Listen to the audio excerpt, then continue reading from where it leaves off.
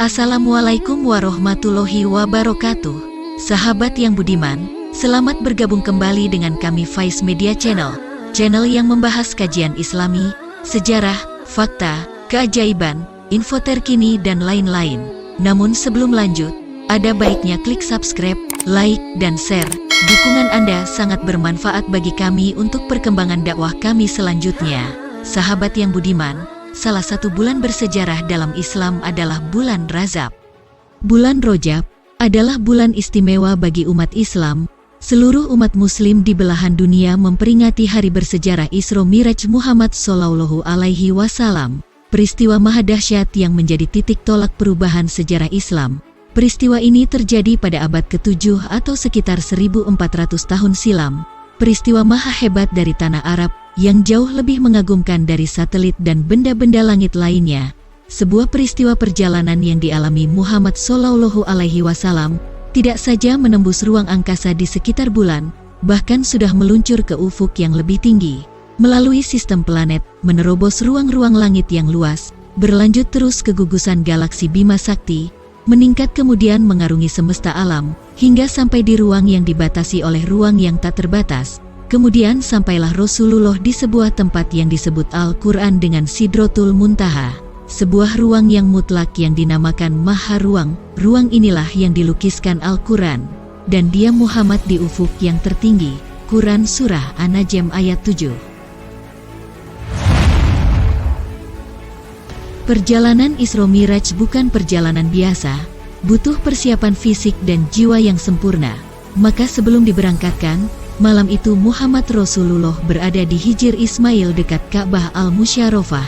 Saat itu beliau berbaring di antara pamannya Hamzah bin Abdul Muthalib dan sepupunya, Ja'far bin Abu Thalib. Tiba-tiba, malaikat Jibril, Mikail dan Israfil datang menghampiri beliau, lalu membawa beliau ke arah sumur Zam-Zam. Di sumur Zam-Zam para malaikat itu merebahkan tubuh Rasulullah, lalu malaikat Jibril alaihi salam membelah dada Rasulullah sampai ke bawah perut. Lalu malaikat Jibril berkata kepada malaikat Mikail, "Ambilkan air Zam-Zam dengan nampan, agar aku bersihkan hatinya dan aku lapangkan dadanya." Jibril alaihi salam mengeluarkan hati Rasul Shallallahu Alaihi Wasallam yang mulia, lalu menyucinya 3 kali. Kemudian didatangkan satu nampan emas yang berisi hikmah dan keimanan, lalu dituangkan ke dalam hati beliau. Maka penuhlah hati itu dengan kesabaran, keyakinan, ilmu dan kepasrahan penuh kepada Allah Subhanahu wa Ta'ala. Kemudian ditutup kembali oleh Jibril alaihi salam. Perjalanan ini benar-benar harus mengandalkan hati, keimanan yang sempurna, tak ada keraguan sedikit pun. Karena perjalanan yang tidak biasa dinalar oleh akal manusia, perjalanan Isra Miraj pun harus menghadirkan hati di atas segalanya. Maka perjalanan pun dimulai. Perjalanan maha dahsyat ini dicatat di berbagai riwayat. Tidak kurang dari 16 sahabat mulia meriwayatkan perjalanan agung Rasulullah Shallallahu Alaihi Wasallam. Salah satu penuturan Rasul Shallallahu Alaihi Wasallam yang diriwayatkan oleh Muslim dan Nasai dari sahabat Anas bin Malik radhiyallahu anhu, bahwa Rasulullah bersabda, "Aku diberi buraq, seekor hewan yang lebih tinggi dari keledai dan lebih rendah dari bugol. Langkah hewan itu sejauh mata memandang. Aku menungganginya dan Jibril alaihi salam mendampingiku. Aku pun pergi. Di sebuah tempat Jibril berkata, 'Turunlah, solatlah di sini.' Aku pun turun dan melakukan solat. Setelah itu Jibril berkata, 'Tahukah di mana engkau tadi solat? Engkau tadi solat di Taibah atau Madinah, di sanalah tempat hijrahmu nanti.'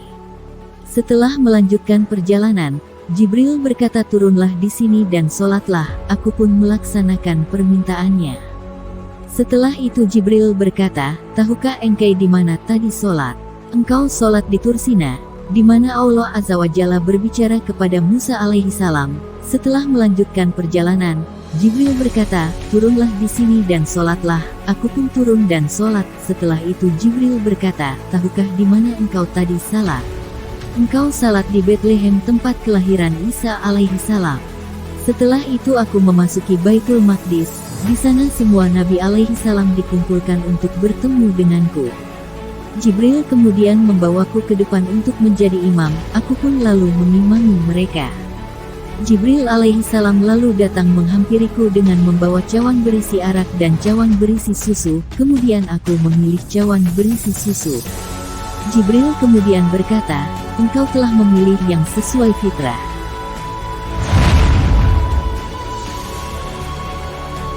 Kemudian Jibril naik bersamaku ke langit pertama, dan Jibril minta dibukakan pintu langit, maka dikatakan kepadanya, siapa engkau?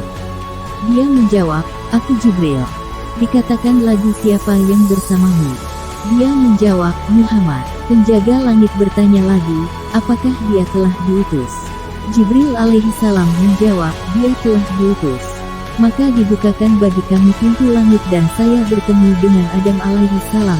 Beliau menyambutku dan mendoakan kebaikan untukku. Lalu kami naik ke langit kedua. Lalu Jibril alaihi salam meminta dibukakan pintu, maka dikatakan kepadanya, siapa engkau? Dia menjawab, Jibril. Dikatakan lagi, siapa yang bersamamu? Dia menjawab, Muhammad. Dikatakan, apakah dia diutus? Jibril menjawab, dia telah diutus, maka dibukakan pintu langit kedua. Dan aku bertemu dengan Nabi Isa bin Maryam dan Yahya bin Zakaria sholawatullah alaihima. Beliau berdua menyambutku dan mendoakan kebaikan untukku.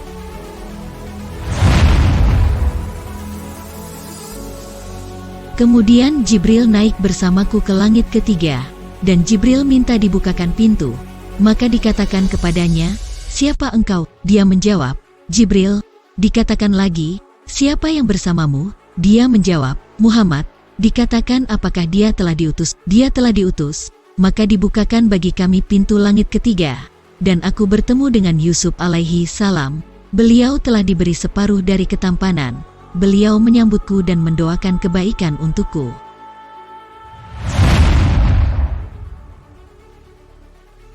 Kemudian Jibril naik ke langit keempat, dan Jibril meminta dibukakan pintu.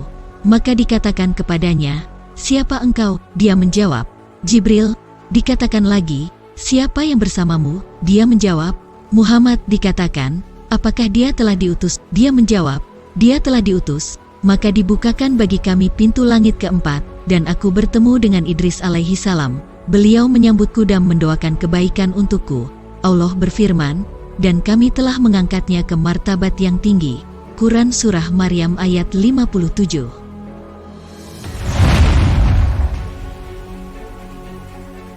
Kemudian Jibril naik bersamaku ke langit kelima dan Jibril meminta dibukakan pintu.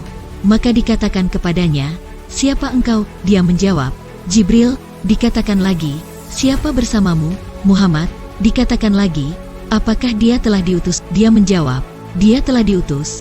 Maka dibukakan pintu langit kelima, dan aku bertemu dengan Harun alaihi salam. Beliau diberi separuh dari ketampanan. Beliau menyambutku dan mendoakan kebaikan untukku.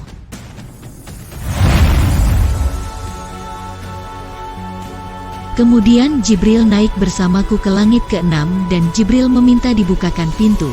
Maka dikatakan kepadanya, siapa engkau? Dia menjawab, Jibril.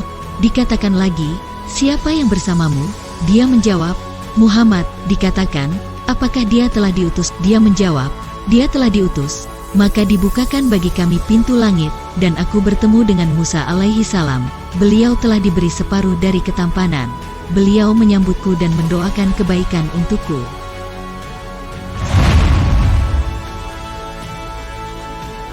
Kemudian Jibril naik bersamaku ke langit ketujuh, dan Jibril meminta dibukakan pintu. Maka dikatakan kepadanya, siapa engkau? Dia menjawab, Jibril. Dikatakan lagi, siapa yang bersamamu? Dia menjawab, Muhammad. Dikatakan, apakah dia telah diutus? Dia menjawab, dia telah diutus. Maka dibukakan bagi kami pintu langit ketujuh, dan aku bertemu dengan Ibrahim alaihi salam. Beliau sedang menyandarkan punggungnya ke Baitul Mamur. Setiap hari masuk ke Baitul Mamur 70.000 malaikat yang tidak kembali lagi.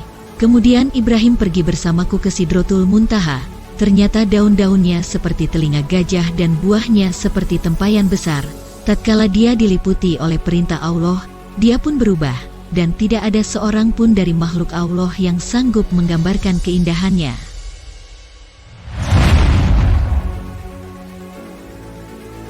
Lalu Allah mewahyukan kepadaku apa yang dia wahyukan.